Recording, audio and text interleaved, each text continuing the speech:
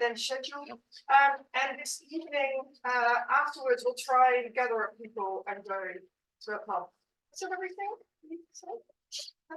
Then it is my absolute pleasure to introduce Harriet Fagerberg from the LSE and Justin Garson as well. Yeah, CUNY. Thank you so much. Okay. Oh, thank you. Also, just thank you so much, Ursula. So we're really excited that you're all here.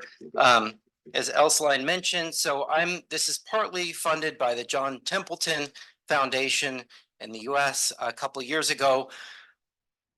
In their wisdom, they set aside something like $15 million to devote to the concepts of function, agency, and goal directedness as part of their general mission to help get these teleological kinds of ideas, function, agency, goal directedness, back into the scientific conversation. And so funding conferences, research programs, and publications was their way of doing that. And so just a quick word on the big purpose of this particular conference, as Harriet and I envisioned it. So she and I have both been to plenty of conferences and symposia in the philosophy of medicine. And we felt that when the problem of function came up, people tended to get stuck at a certain question. And that question, interesting as it is, tended to dominate the conversation: naturalism versus normativism. And to that extent, to the extent that function comes up in that context, the question is usually, well, wait a minute, can function really provide the value neutral foundation for a theory of disorder, or are functions always inherently value-laden? A great question, an important question, but we wanted to move the conversation on a little bit away from these kind of foundational controversies. Rather, for those of us like Harriet and myself, who are broadly committed to the idea that functions are real, mind-independent, objective features of reality. It's not doctrinal. You don't have to think that, but a viewpoint that Harriet and I hold is that functions are real, mind-independent features of reality, kind of like causation or like mass. For those of us who have that more naturalistic orientation, how do we resolve some of the rather urgent technical problems involved in the notion of function, and how do we deploy these functions to make medicine better, to make psychiatry better, and to make philosophical reflection on both medicine and psychiatry better? So what you're going to see for the first bit of the conference is really what we think of as some pretty foundational ontology about the nature of functions. Again, there's nothing doctrinal here, but the point is to get some of the problems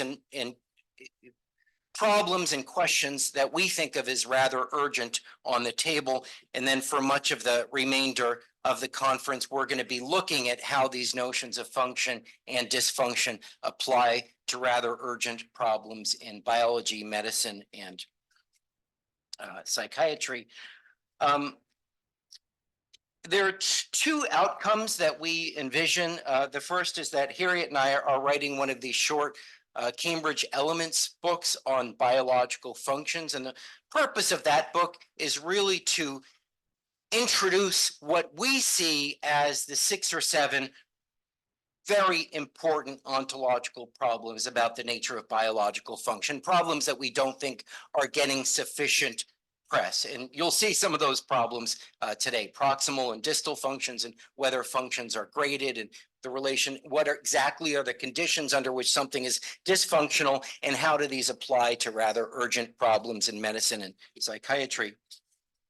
We are also, however, very interested in editing a special issue of Synthèse, or perhaps another journal, but Synthèse would be a rather obvious target because they do a lot of these special issues and topical collections. So we're very interested in editing a special issue. We have not yet approached Synthèse about that, but if we do get the green light to do a topical collection on function and dysfunction in medicine and psychiatry, we would certainly welcome any of the speakers or the participants who are not speaking, but who are writing on these issues, we would definitely welcome you to contribute something, and we will certainly keep you in the loop on that.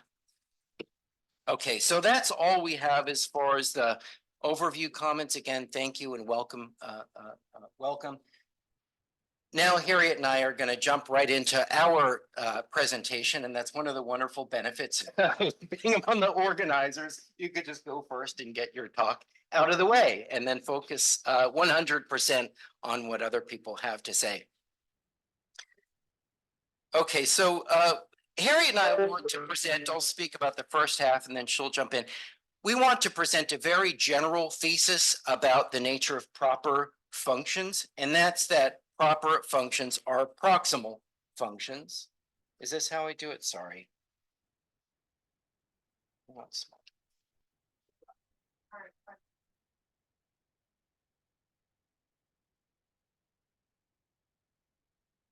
One of those like. It's not working, I second ago.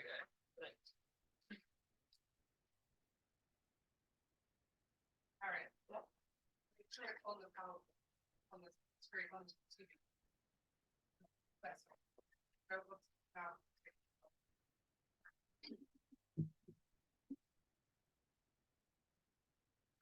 Oh, is it working? This is why red guys absolutely essential. Thank you so much. Wait, which? Oh, there. Okay, wonderful. Okay, so our very general thesis about the nature of proper functions, which is that proper functions are proximal functions. Here's an overview. This is an attempt to answer what's sometimes called the problem of function indeterminacy, or a problem of function indeterminacy. And we can best convey our point of view by using a simple example. So take the example never gets old. Take the heart beats or pumps as we have it here. In pumping, it helps to circulate the blood. In circulating blood, it brings vital nutrients to cells and eliminates waste products. And in doing all that, it keeps us alive and ultimately helps us to propagate our genetic material. Now, one question is, well, which of those activities exactly is its function? Is its function to pump or to circulate blood or to bring nutrients to cells? Now, the standard response among philosophers of biology is that all of those are its functions: pumping blood and circulating the blood and bringing oxygen to cells. I mean, in some context, it might be useful to focus on one of them. In other contexts, it might be useful to focus on another, but all of them are its functions. And we call this view the pluralist contextualist view, or the PC view for short. The pluralist part means that all of these effects are its functions, and but the contextualist part is that in some contexts, because of various explanatory and pragmatic factors, it might be more useful or appropriate to draw attention to one or another of these effects in your function description. In contrast, today, we're going to argue, and we do consider this to be kind of the generally accepted view in the literature, to the extent that people talk about it at all. In contrast, today, we're going to argue for the proximal function thesis. Our claim is that proper functions are proximal functions only. Only the first effect in this sequence of effects is the heart's function. The heart's function is just to pump. All this other stuff, those are just useful, beneficial effects of the heart's function, but those aren't the heart's function. So put differently, we deny the existence of distal functions. We don't think that a trait has two kinds of functions, proximal ones and distal ones. We think it just has proximal functions. So there are two kinds of questions that might have occurred to you at this point. The first question is, why do you think that? And always a good question for philosophers to ask. And an even better question for philosophers to ask is, why does it matter? Even assuming you give us some knockdown arguments for your view, and I accept your way of speaking, how does that benefit me or medicine or psychiatry or really anything? And we think, incidentally, it particularly matters for the topic of this workshop, medicine, psychiatry, and disease. So, okay, so quickly before we jump into our argument, some important distinctions for thinking about proximal functions. Karen Neander, in her wonderful 1995 paper, Misrepresenting and Malfunctioning, points out that the different functions in a series like this are linked together by what she calls a bi relation. So by pumping, the heart circulates blood. By circulating blood, the heart brings nutrients to cells. By bringing nutrients to cells, the heart keeps us alive. She also points out that each of the effects in this sequence is performed by a larger and larger system. So the heart pumps blood more or less on its own, but in order for the blood to be circulated, you need a couple different organs working together, what we call the circulatory system. And of course, in order to deliver oxygen to cells, you need an even larger system that's comprised of both the circulatory system and the respiratory system, and so on. Now, Neander herself accepts the pluralist contextualist view. She says quite explicitly that all of these activities are functions of the heart. But she also says that in the context of biomedicine specifically, we tend to call something dysfunctional only when it can't perform its most proximal function. We tend to call the heart dysfunctional only when it can't pump. So she recognizes that proximal functions have a very special role to play in the biomedical context, despite the fact that she takes a pluralistic view on the problem of function and determinacy. We want to go much further than that. We want to say that there are no distal functions at all. We want to say that the function of the heart is just to pump, and the function of the circulatory system is just to circulate blood. Moreover, just as it would be an error to say that the function of the circulatory system is to pump, that sounds weird on its face. So too, we think it would be an error to say that the function of the heart is to circulate blood. It's the same kind of error. All right, so we have three, oh, skipped over this. Okay, I said all that. We have three main arguments, or really two main kinds of arguments for our point of view. The first two are more metaphysical in the sense that they're examining what you might think of as really ground floor assumptions that we tend to make when we attribute functions to things. The third is more forward looking in the sense that it looks at how this way of thinking is beneficial for certain theoretical aims, specifically those having to do with philosophy of medicine and psychiatry. Now, I don't know if these three constitute knockdown proofs. I don't know. I mean, I think somebody committed to the PC view might kind of hold their whatever the expression is. Whatever. I don't know if you're just going to walk away here feeling like I've been utterly driven by the force of their arguments to accept the proper proximal function view. Our goal is to rather to show the attractiveness of the proximal function thesis, to show the plausibility of the proximal function thesis, to show how it hangs together with a lot of core assumptions that we tend to make about the nature of functions. And we want to place the, as it were, the burden of argument squarely on the pluralist contextualist.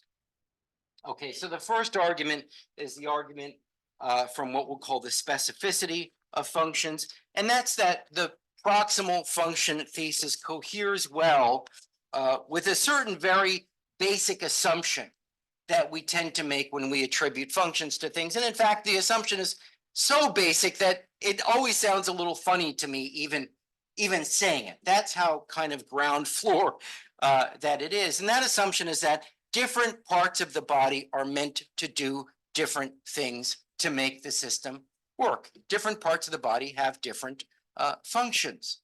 What do I mean by that? Well, when it comes to boosting fitness, the heart does one kind of a thing, and the liver does another kind of thing, and the lungs do a third kind of thing. And if that's true, that sits in some tension with the notion of distal functions. For if there are distal functions, and I ask somebody, what does the heart do? One perfectly correct and legitimate answer would be to say, well, the heart keeps us alive. That's its function.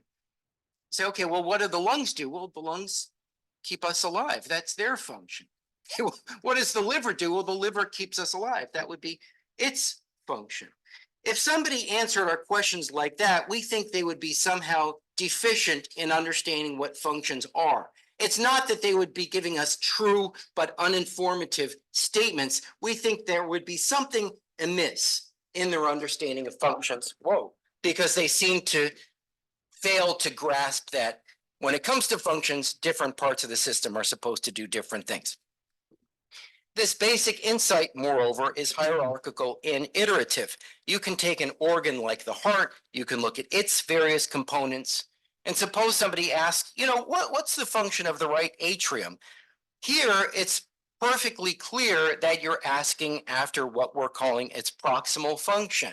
And if somebody said, well, the function of the right atrium is to circulate blood, we feel again that there would be something deficient in their understanding of the question being asked. Suppose, however, that functions are proximal, then it's always going to be true that different parts of the system do different things. So that's the sense in which the proximal function thesis coheres well with a basic assumption that we tend to make about functions. If the proximal thesis is true, then it's also going to be true always that different parts of a system have different functions. Okay, the second argument has to do with intervention. We think it's equally a kind of ground floor assumption. It has to do with basic assumptions we make when we're trying to intervene. That is, when we're trying to fix something that's broken. Obviously, a very central problem of medicine. It's easiest to think about in engineering. Suppose that your car breaks down and you bring it to a mechanic and you want the mechanic to make the thing go. The first thing the mechanic is going to do is that they're going to consider all the different components of the engine, and they're going to divide up all of those components into two categories. Those that are doing what they're supposed to do and those that are not doing what they're supposed to do. Put differently, they're going to divide these components up into those that are functional and those that are not functional. And this distinction corresponds exactly to whether or not something is or is not able to perform its most proximal function. Suppose, however, that there are distal functions. Suppose we thought that any particular part of the engine has at least two different kinds of function, or a whole spectrum of functions, the proximal ones and the distal ones. Then when I ask the mechanic, the car's broken down, and I ask the mechanic, well, which component is not functional? It would be appropriate and true for the mechanic to say, well, none of the parts are functional because none of the components can perform their distal function of making the car go. So again, here's a case where if we assume that proper functions are proximal, then we get the result that when your car breaks down, it makes perfect sense. It is perfectly coherent and correct for your mechanic to divide up all of the components of your engine into those that are functional and those that are not.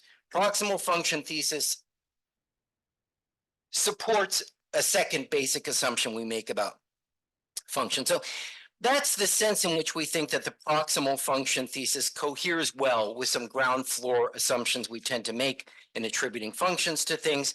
And now Harriet is going to take over and tell us a bit more about medicine. Thanks, Justin. So the third argument that we wanted to spend a bit of time talking about, particularly today because of the topic of this workshop, is the relationship between dysfunction and pathology, and how cashing that relationship out is complicated by thinking of proper functions as including distal functions. So the idea here is, or the sort of theory that you might want to make sense of in terms of functions, is the idea that diseases in some sense are dysfunctions. So many of you will know about this view, right? So many of you will have encountered it elsewhere, but lots of people want to try to make sense of the nature of disease in terms of dysfunction. So the view here for the for present purposes, can be said to be that at least necessarily diseases have to be biological dysfunctions.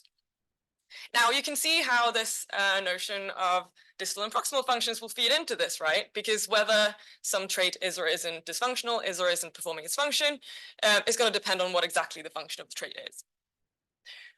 So why should we appeal to dysfunction in defining disease? So the classic answer to this is that the notion of biological dysfunction can serve as a brake on what might be legitimately considered a pathological condition.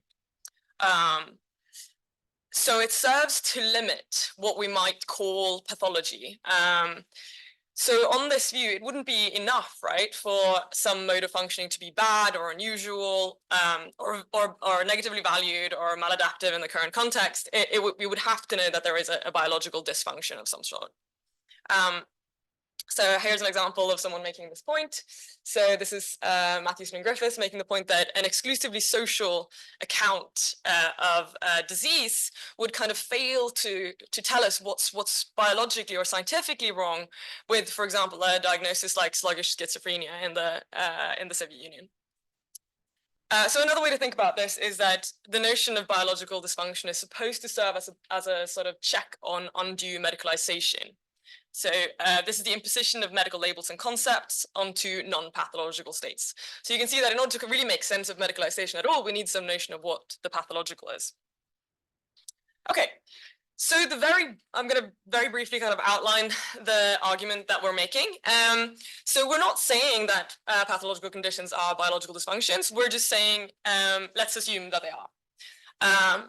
If we think that they are, if we think that what I've called premise 1 on the slide is true, then we can ask, what would functions have to be like for this premise to even have a chance at being true? And what we think is true is that we think that in order for this premise to be true, then it has to be the case that proper functions are, in some sense, proximal functions. So, I mean, the sort of the reason why we think this is really very intuitive, right? So if you're inquiring as to whether some particular trait, such as the heart, is dysfunctional, then and you think that, you know, distal functions, the heart has distal functions, you can see that it doesn't look like failure of the distal functions of the heart maps onto pathology very well, right? So for example, you know, it might be that there's some issue with the functioning of the brain or with cognitive functions without the heart itself being pathological, right? Like something else could be going on. You could just be terribly distracted, you know, or you could have some kind of brain injury or whatever. Similarly, the heart isn't necessarily pathological when the blood isn't being circulated around the body, right? There could be a problem elsewhere. There could be a clot in some artery. It doesn't necessarily have to do with the heart itself, right? But the heart is certainly pathological, or we say, you know, almost certainly pathological if the heart isn't pumping. So here, the idea here is that failure of proximal function maps onto failure of health in a way that failure of distal function doesn't.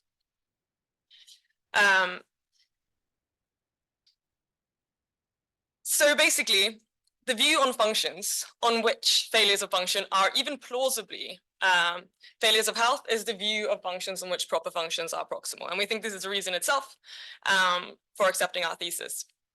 So how does this support our thesis? Because you might think, well, I don't even really care about, you know, disease as dysfunction. Why should I accept this thesis? So we think there's basically two ways in which this argument supports our overall more general thesis. One of them being for the fans of a dysfunction criterion in defining disease. So if you think that diseases should be biological dysfunctions somehow, or that you're motivated to make that theory work, then you should accept our thesis, because I think distal functions is going to make it difficult for you to make sense of when it is that failure of function actually maps onto health. So that's the first reason. The second is for those that don't necessarily even care about aren't necessarily even committed to a view of pathological conditions as biological dysfunctions. Our view there is that you should nonetheless be impressed by the theoretical unity that our account yields. So basically, our view is this: proper functions are proximal. Dysfunctions are plausibly just failures of function. We don't think it's necessarily much more complicated than that. And pathological conditions are plausibly just dysfunctions. Now, for those of you who are actually familiar with this debate, you might see that this is actually quite simple compared to what a lot of other people defend. And we think, partly because people have failed to recognize that proper functions are proximal and therefore thought that it was a lot more complicated than it was. So we basically think that if you're going to include distal functions in your ontology, basically none of these are going to be available to you, or they're only going to be available kind of at the cost of each other. You're going to have to make it more complicated. It's going to be less unified, less elegant. So even if you don't care about identifying pathological conditions with biological dysfunctions in the first place, we think this is the view on which the picture ends up being the most theoretically unified and thus convincing just on those grounds. Okay, we're kind of running out of time here, but I'll say just, sorry? It's your call. Yeah. Okay, so I'll just briefly run into sort of, we promised that we'd say a little bit about why this matters in the first place, right? So I feel like you've kind of got an idea of it already. But, we said that dysfunctions are supposed to be a kind of naturalist break on what we might legitimately call pathological. And we think in order for failure of function to basically serve that role, it has to be the case that it is somehow objective and determinate when we have a failure of function. And we think that the pluralist contextualist take doesn't give us this, right? Because functions are not going to be objective because they are to some extent contextual, right? What function you attend to in any one case is going to be relative to pragmatic interest. Also, whether some trait is or isn't performing its function isn't necessarily going to be determinate, right? So in a case where, for example, a trait is performing its proximal function, but not yielding some distal selected effect, it's not going to be clear, right, whether there is failure of function or not. It's kind of, there are two right answers to that question. And we think that's a problem, right? If you're trying to have biological functions serve this role of delineating what we might legitimately call pathological. Whilst we think that our view quite simply, easily, in an elegant manner, sort of solves this problem. So basically that's us. Thank you very much.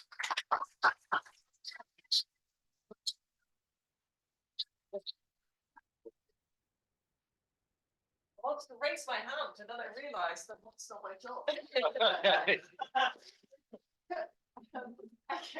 I think I saw. So the way this works usually here is that you raise your hand. I got a pen, take the picture already, and I sort of nod at you and write them down, and then you can lower your hand, and then I have an order in mind.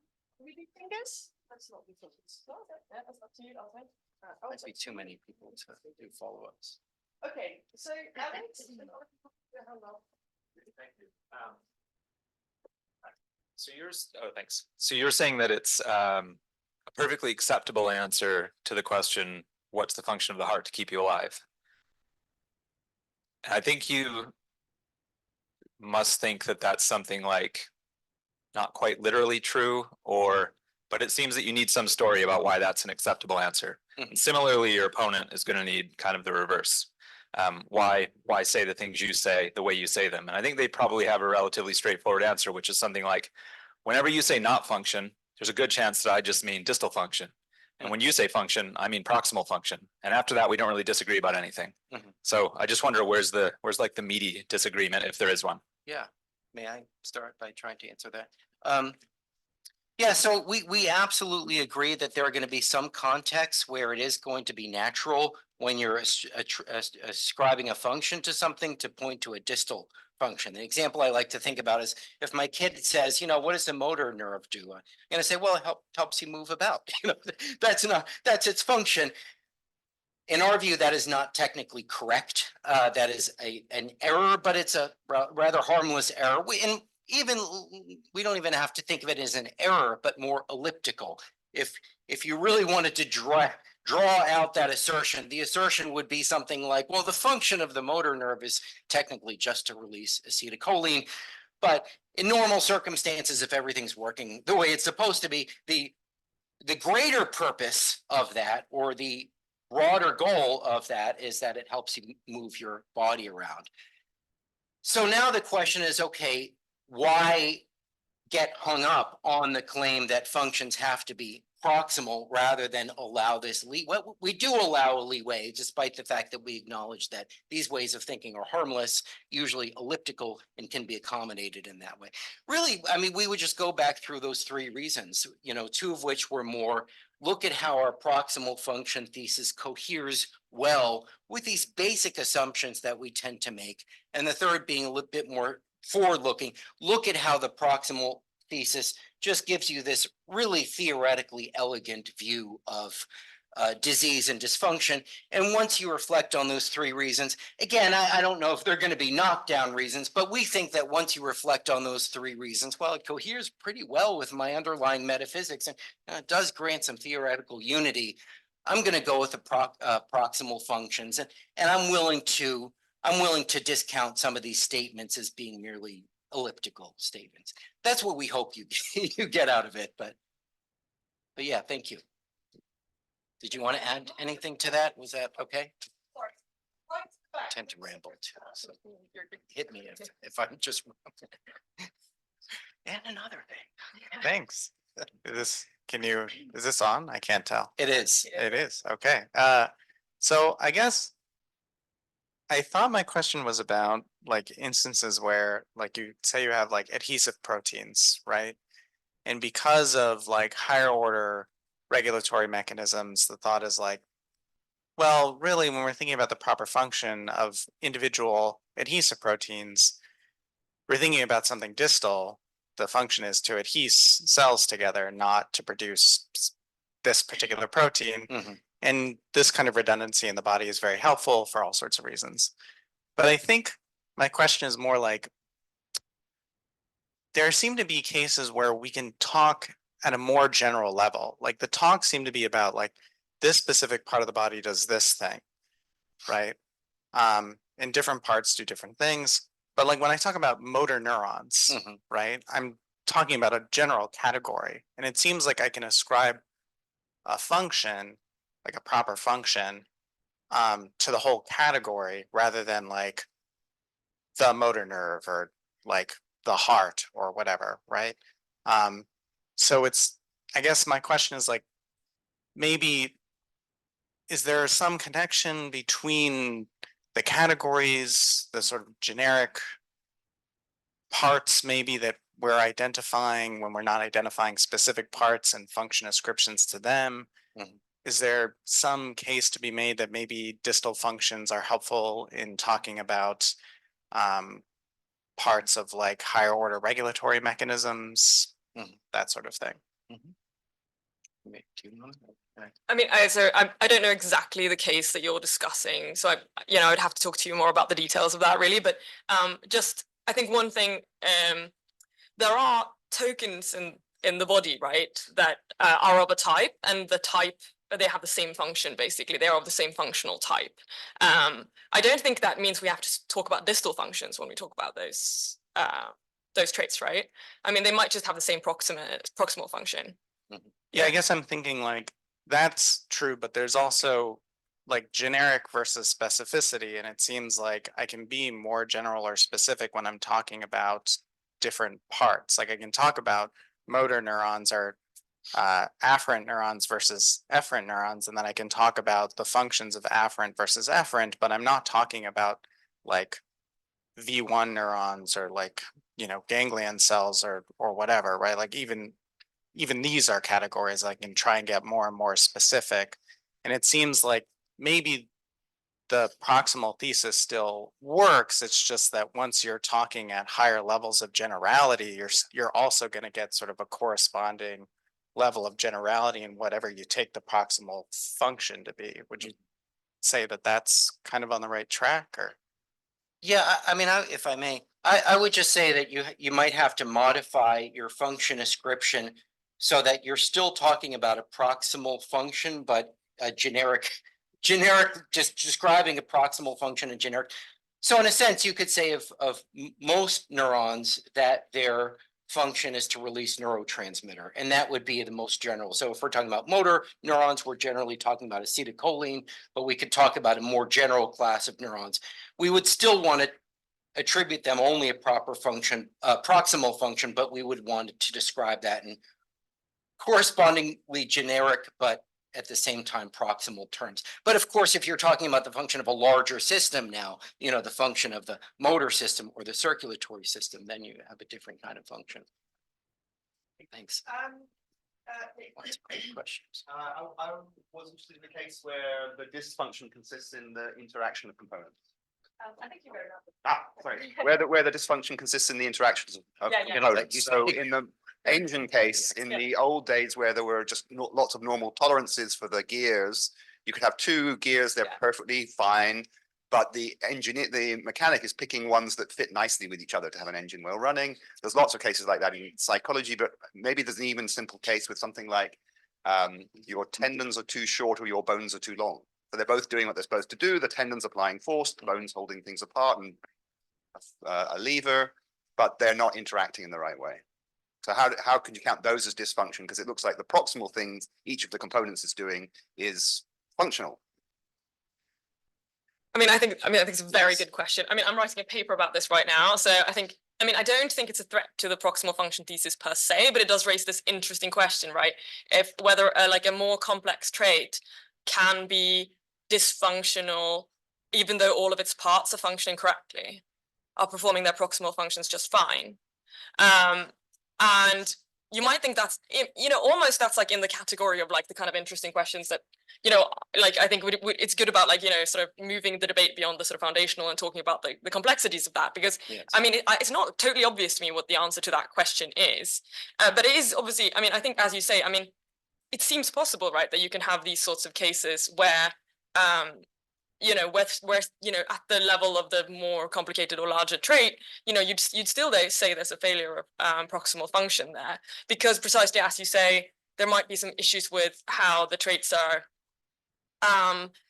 interacting. And I think this is particularly something that you'll see in systems with a lot of plasticity, right? Where there's a lot of sort of, where the functions at the lower level, to a large extent have as their function to do something in response to something else, right?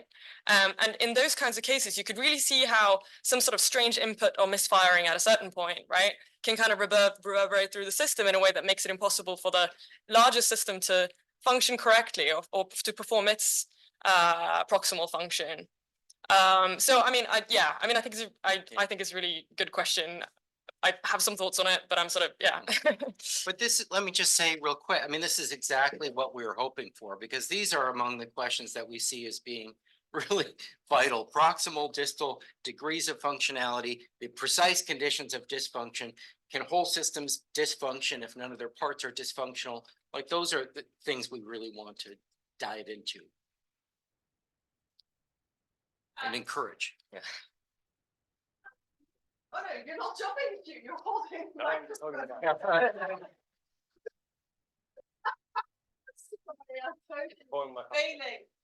in my tab. I had Ilana next, and then we'll take an online question. Where was Ilana? Yeah.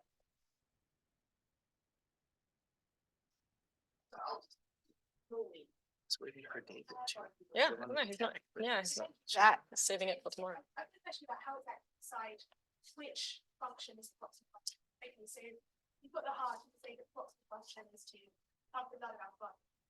But that's what the heart is doing in the system, right? And diastole is receiving blood. So I'm wondering about a case like diastolic heart function. So you've still got a good ejection fraction, you're still pumping out blood well in the systole, but in diastole you're not receiving the blood well. And that can then lead to like symptoms of heart failure, and could perhaps like lead to more distal similarities with the heart failure of the system, even though it's actually still pumping blood initially quite well. Do you want to take it? Or- Sure, I'm happy to. So I don't know about that. I'm sorry, I don't know that much about that particular example. Can bring it. You're talking about the right atrium is receiving Mhm. the unoxygenated blood and moving the blood. Mhm.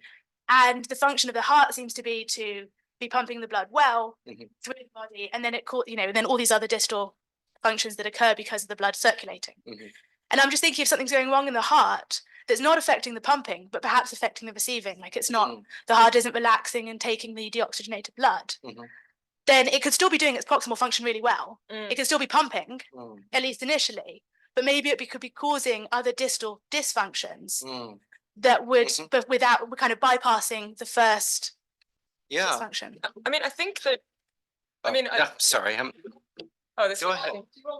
No, I think, well, I would just say, I mean, I think that might be a case where you have a component of the heart that's not doing what it's supposed to do. That's failing to perform its proper function, i.e. proximal function. But in some cases, and this is kind of like the part whole case where sometimes the whole system might dysfunction in the absence of part dysfunction. I suppose this could be a case where there's a part dysfunction, but other kinds of things are balancing it out so that there's no whole system dysfunction, even though that doesn't mean that there's not going to be any trouble down the road. But I mean, part of what we want to do is by giving these very precise proximal functions or proper functions, we want to encourage people to really think about functions at that level of fine grainedness and not, we think focusing on proper proximal functions will help people to shift their attention to that level of green when they're trying to think through some of these complex medical problems. So another thing, I mean, so I also don't know if you know so much more about this than I do. So, but I am, so just depending on whether I understood the case correctly, there might also be like what we would call like a mismatch case where like the heart might be performing its proximal function just fine, but something else has gone wrong in the rest of the body, right? Which is making it difficult for the heart to yield, as you say, its distal effects, even though it's performing its proximal function just fine. And I think that's actually a good illustration of how excellent our view is, because it actually kind of shows you how you can say what exactly has happened, right? Like what exactly has gone wrong. We're not sort of forced to talk in sort of generalities about like we can sort of get down to the specifics and say like, oh yes, things look like they're going wrong for the heart here, but actually there's something else that's gone wrong, and it's kind of it's just doing its best in difficult circumstances that aren't like the circumstances that it evolved for. Does that kind of? Yeah, fair enough.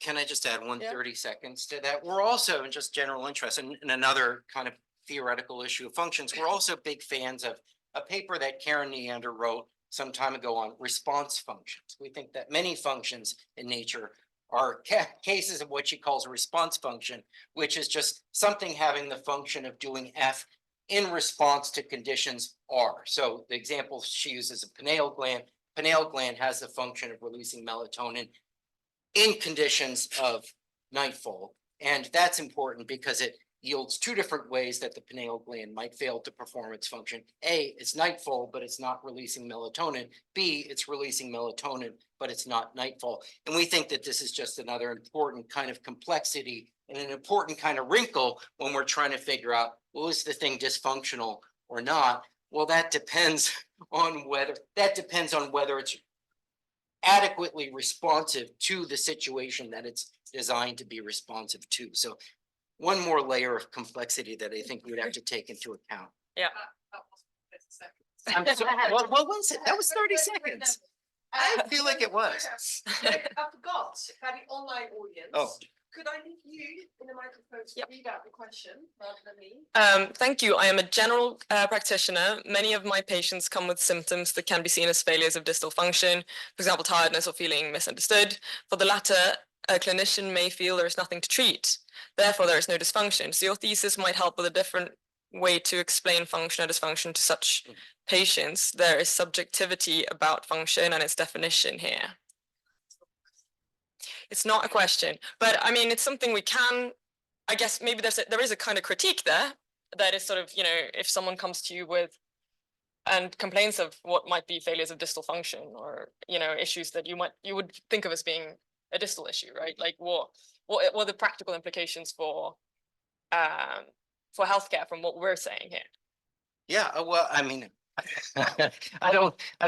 thank you. That's a great question. It's something to think about. I mean, one thing that we're certainly interested that I am certainly, we're all interested in issues having to do with medicine, but particular in psychiatry is something that's very close to my heart. And the way that there are many cases where something can clearly be going wrong in your life in a lot of different ways. But in fact, there's nothing in particular dysfunctional. I suppose this happens a lot. I was having a conversation with somebody about depression, and well, we're going to be hearing a lot about depression later on.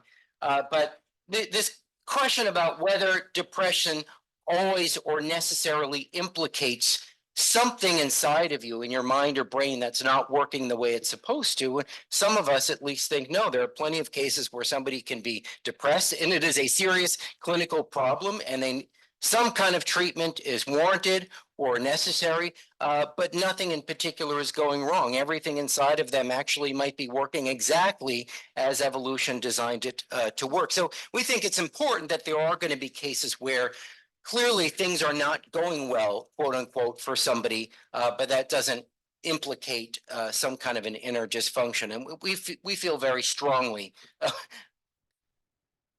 that should be not that people don't acknowledge that, but we feel strongly that possibility needs to be seriously acknowledged. Nothing, in fact, is going wrong at the level of dysfunction.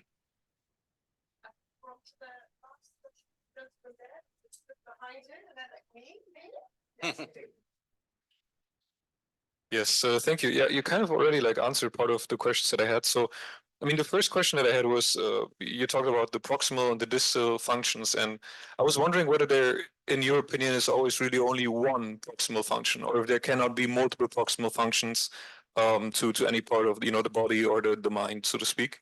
And then the second question goes along the lines of what you already said about mental disorders. So I was wondering whether mental disorders for you would be okay. So you said maybe there's nothing dysfunctional going on, but there might still be mental disorder, right?